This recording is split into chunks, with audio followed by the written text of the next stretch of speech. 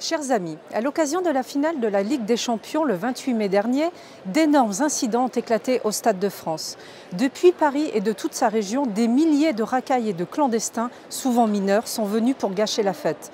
Vols à l'arraché, raquettes, violences en réunion, lynchages et même agressions sexuelles, les supporters de foot ont vécu un véritable enfer aux abords du stade.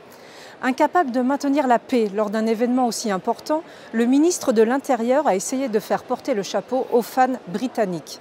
Plutôt que d'assumer son incompétence, Gérald Darmanin a préféré accuser les victimes de ces débordements. Alors que tous les experts démentent sa version, le ministre prétend que les Anglais sont venus munis de 50 000 faux billets, ce qui est physiquement impossible. En plus des violences et de l'humiliation devant des millions de téléspectateurs, son incompétence nous précipite dans un conflit diplomatique avec le Royaume-Uni. De son côté, l'extrême gauche essaye d'imposer un récit tout aussi tronqué des événements. Autour de Mélenchon, on parle d'une immense bavure policière qui aurait créé ce désordre. Il faut démentir cette version mensongère et dangereuse qui cherche à faire porter la responsabilité sur nos policiers.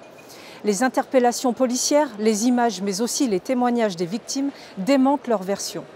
Beaucoup d'Anglais et d'Espagnols disent ne plus jamais vouloir remettre un pied en France par peur pour leur vie.